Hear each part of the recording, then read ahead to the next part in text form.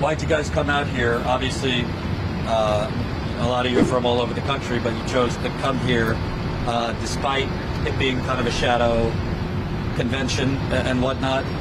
What point do you want to get across to folks?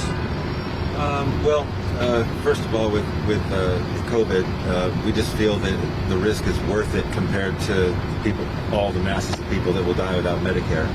So we just figure it's time to take a last stand. But what we're here for is we're trying to battle election fraud, and we believe that the election or the primary is illegitimate. And we feel like we got screwed. So everybody's pretty mad, pretty angry, and we're just doing what we can to try and make a difference. Yeah. So now our group's awfully small, but I'm awfully proud of the people that did show up. This gentleman's name is Tannen. This is Matt, and this is Sam Ronan. He's running for DNC chair. We're all here just trying to unite and trying to do some good, and we feel like it's all we can do. That is all we can do. So that's what we're fighting right now. You know what we're fighting. I don't have to. And one thing that stood out to me watching it last night, I don't even mean to be mocking, it was just that painful. Yeah. I mean, I think it was like the Super Bowl of identity politics. It's like those, I don't know, you know, those groups that like put the black kid on the calendar to look like they're diverse. I mean, the opening video is like as many minorities as you could have without saying anything. By my count, the first actual substantive policy discussion was Bernie's speech an hour and a half in. I didn't hear anything before that. And one thing that stood out to me is they talked about the pandemic, just the death count, but they didn't really discuss like the tens of millions with no health care, the tens of millions facing eviction, what, if Biden were in there, what they would immediately do for those people, which I guess is why you have the Medicare for All on your hat, other people. Did you hear anything from them that makes you think this is anything other than, you know, platitudes and window dressing? Not a thing. Not a thing. I don't believe anything Joe Biden says.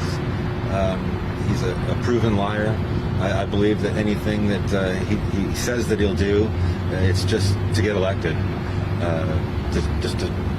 I just don't believe him, you know. And I didn't hear any. I saw clips of what happened last night. We were outside the fences, so we weren't watching the show, which I'm kind of glad now, considering what everybody's been saying about it. It was just platitudes, and yeah, it was rather cringeworthy from what I hear.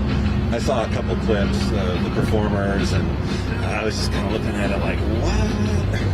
So I don't think that they have much to offer, even if they say they do. There's nothing that would lead me to believe that Joe Biden's going to do anything that he says he's going to do.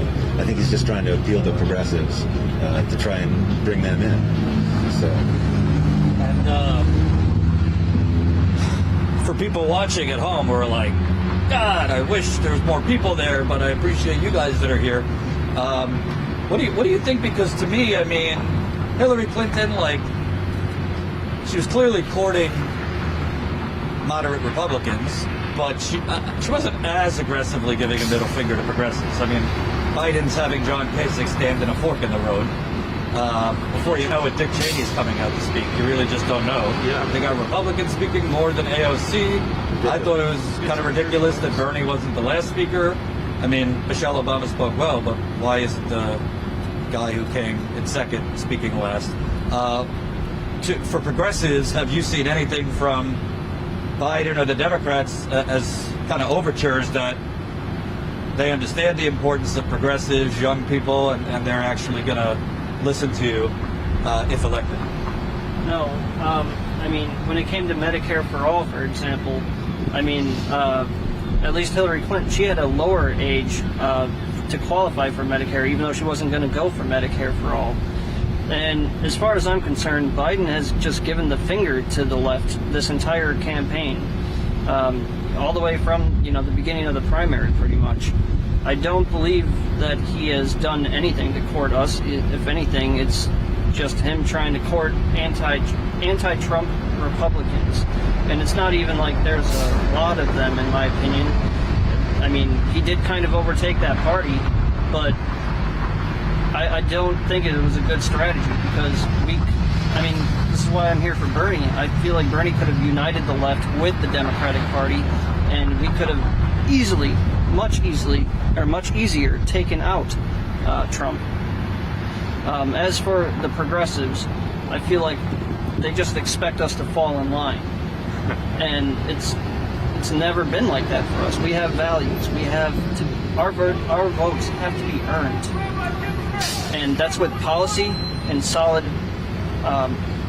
continuity, and it has to be real. Like it can't be just something you adopted overnight as a punchline to bring people in to appeal to us.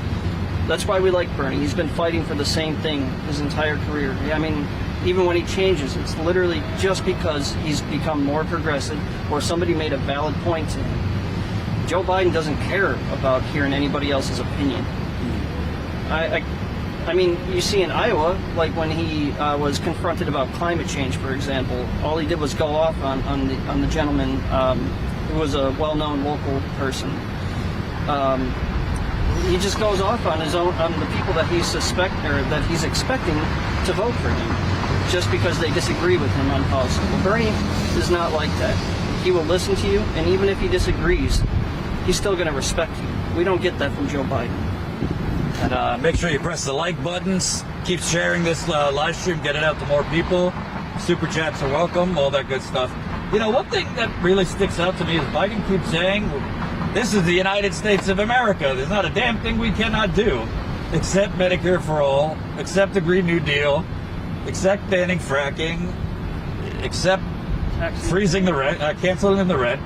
It's, I think that maybe there's more of a case than 4 years ago that a candidate could win just saying, get rid of this guy. But I mean, I was at this Trump rally yesterday, and if they were a 7 out of 10 crazy in 2016, they're an 11 out of 10 now. I mean, that was something. And I don't see that same kind of, the people I do speak to that are for Biden don't really speak about Biden, per se. And with mail-in ballots and so much unpredictability, it just dawns on me that, we were fed this propaganda for 2 years that Biden was the safest candidate, most electable, the Midwest loves, co-pays, deductibles, moderation. Yet CNN's most recent poll just had Biden up 4 points. Swing states were close.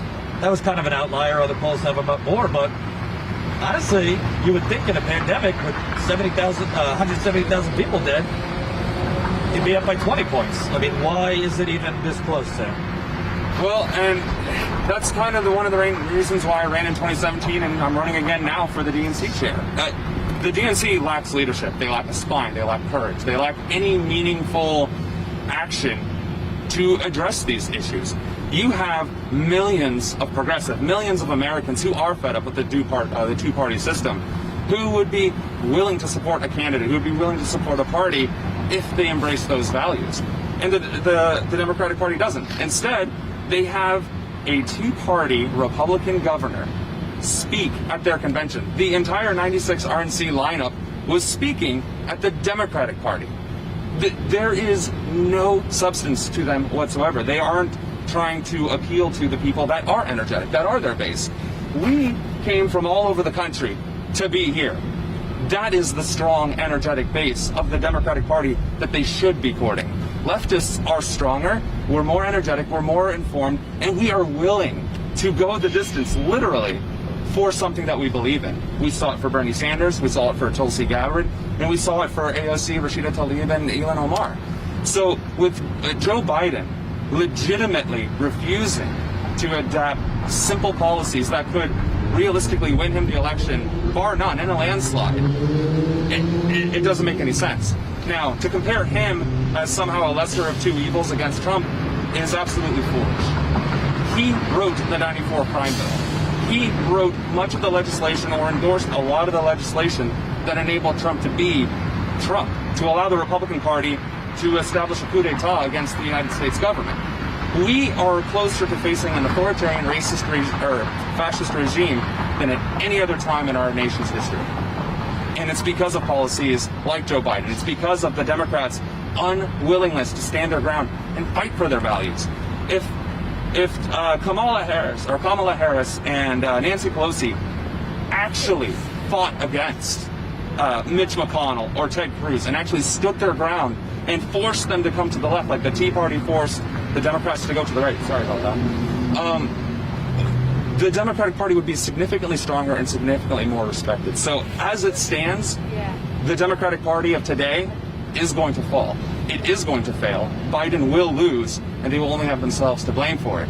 So the last vestige of hope that a lot of us have is that the progressive movement infiltrates either at the fall of the DNC party or by helping me get elected to becoming the chair, because that's what I want to do. I want to bring the leftists in. I want to bring people in who give a damn about their country and give them the tools and resources to do it. In 2017, I said we should be redistributing the DNC funds to local and rural communities, the communities that have been left behind and left to suffer under Republican rule and leadership. That's what we need. That's what people are demanding. And to do anything less, that's just disingenuous and doomed to failure. Hope you enjoyed that last video. Hop on over to statuscoup.com where you can sign up for our email list and become a member for as low as $5 to $10 a month. Membership is how we grow. That's statuscoup.com/join. And remember, join our email list so we can grow the revolution with you.